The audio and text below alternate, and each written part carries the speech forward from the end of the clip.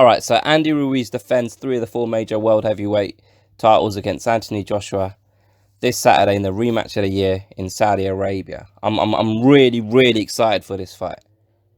And I know I'm excited for this fight because I haven't made a video for the channel in about 2 or 3 weeks. I haven't made a boxing video in a matter of months. I can't remember the last time I put a boxing video out, and I can't even remember what it would have been about. I know I'm excited about this fight because here's the thing. I've been driving around freelance for the last week or so. And what I mean by that is the stereo in my car's broken. I did try to drive around with headphones in and listen to podcasts and music and stuff, but it's just not the same. So, you know, I spent a lot of time driving around in silence. And in silence, I've had a lot of time to think. And what have I been thinking about? Not work, not my personal life. I've been thinking about Anthony Joshua against Andy Ruiz. Like a sad fart.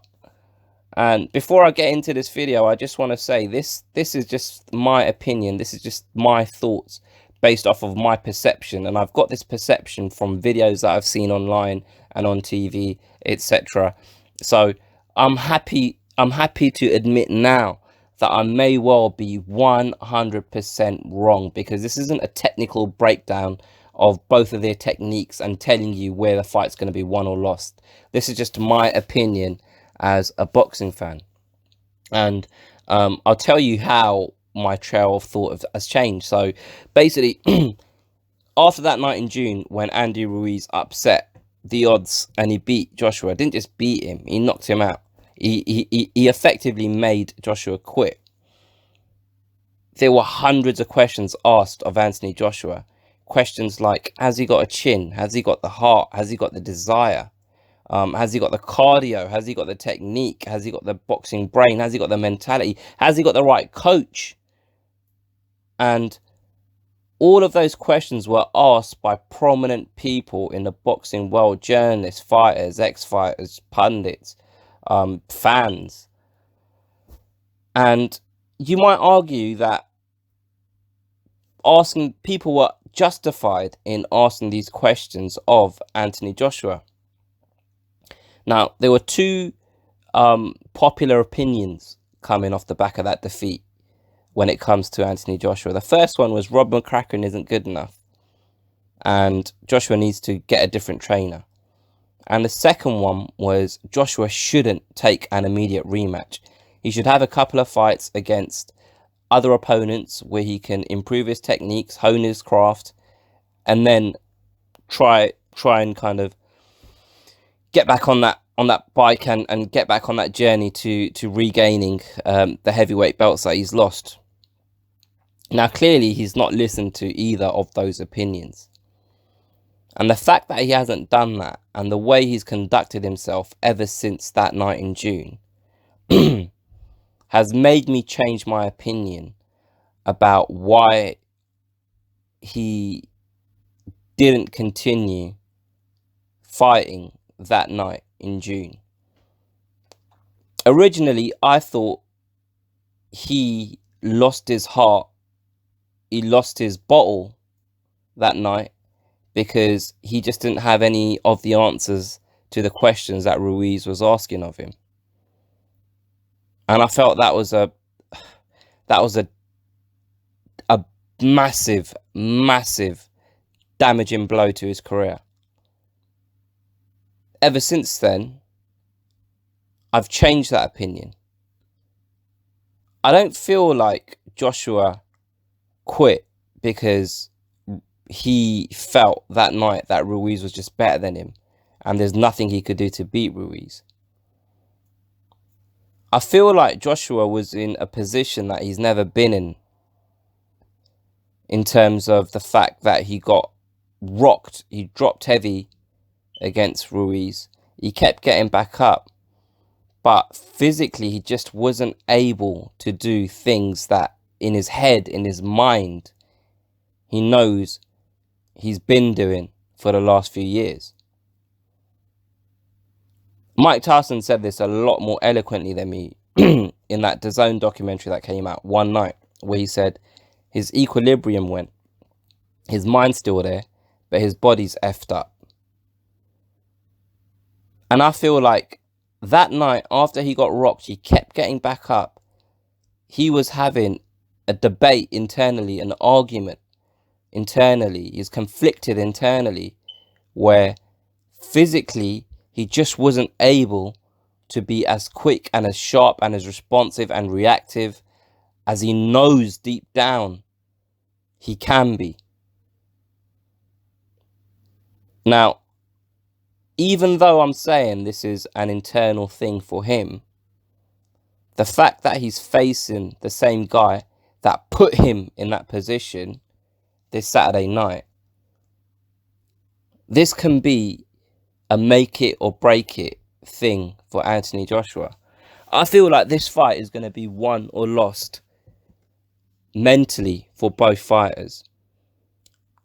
Andy Ruiz, look, I've said this previously, and I don't mean to be rude, but I don't think Andy Ruiz is the sharpest tool in the box.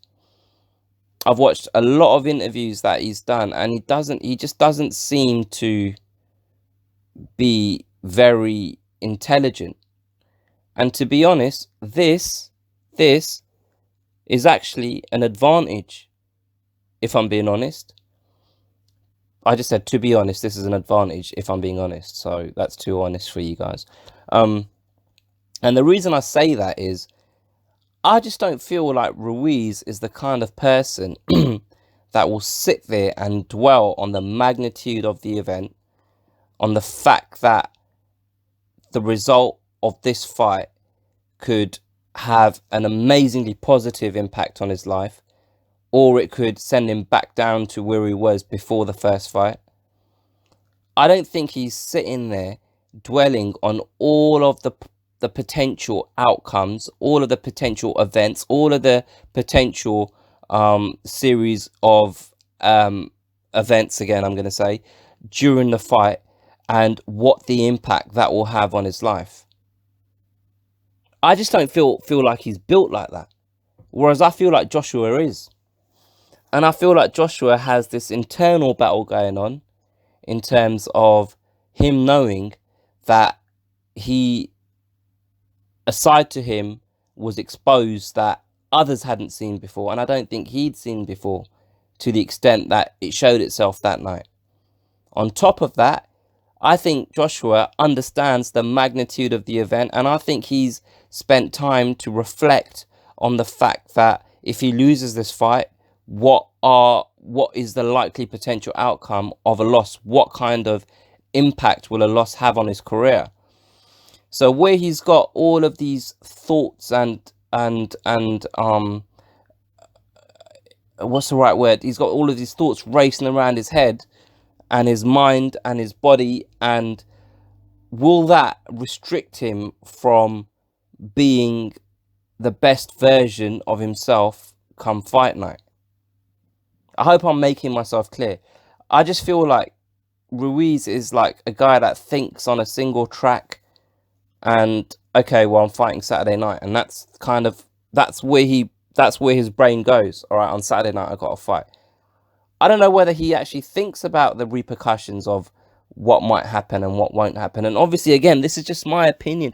I don't know any of these guys. I can't sit here and say this is exactly what these guys are thinking.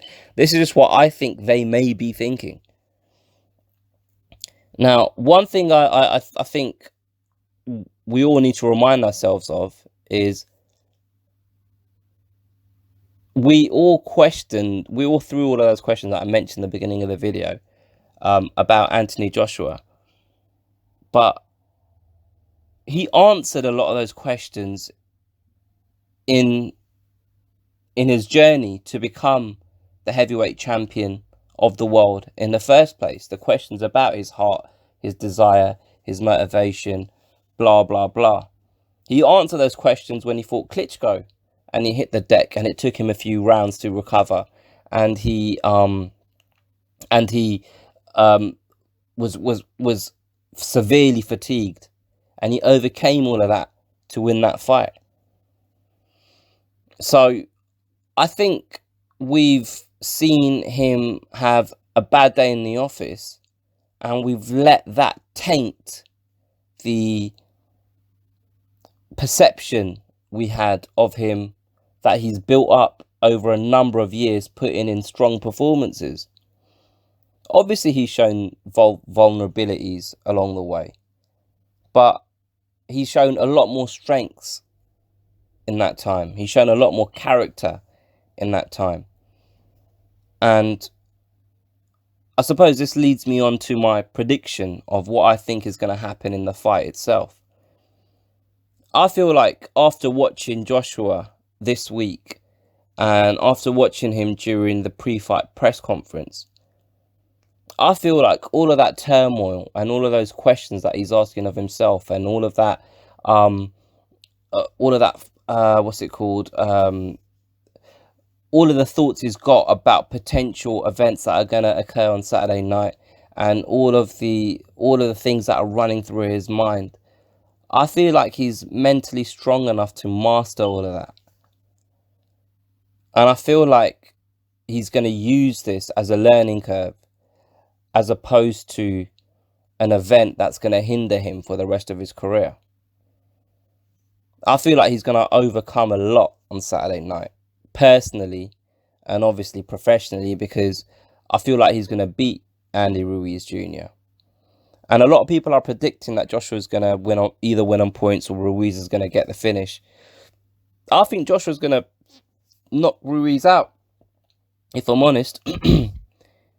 If we just pull all of the stuff that I've said back, if we forget about the first fight and we just look at these two guys and their physical attributes and their technique and their skill level, you'd have to say that Joshua should beat Ruiz 7 times out of 10, 8 times out of 10. And I think, personally, just from what I've seen of Joshua this week, I feel like I said, I feel like he's going to overcome a lot of inner demons. And I feel like he's going to put on a show. And I feel like he's going to hurt Ruiz early. I think he's going to hurt him often. I think he's going to drop him a few times. And I think he'll eventually get the finish around 8, 9, 10, something like that. And I think he's going to remind people of what he's capable of as a fighter. Like I said, this is just my opinion. And you know what? I'm not going to lie. It might be because I'm a fan of Anthony Joshua and I want him to win. So I might just be tricking myself into believing all of this. And I'm happy to admit that as well. But one thing that I do know is the fights that I look forward to the most are the ones where a lot of questions need to be answered, are the ones where there's so many unknowns, are the ones where there's an element of danger, are the ones where we can see a way that both fighters can win and both fighters can lose, are the ones where we know deep down that this is going to be an exciting fight. And for me, this fight ticks all of those boxes. I'll be very surprised if it disappoints from just a entertainment point of view. But look, that's my opinion, and I'm sticking to it until about midnight, Saturday night, Sunday morning, because by then the fight will be over and we'll know who won and who answered what question. Let me know what you guys think. Put your comments below. Don't be scared to hit the like button. If you've enjoyed this video, share it with a friend. If you're still here, it's been nearly 15 minutes and you haven't subscribed, hit the subscribe button. I'll catch you guys after the fight.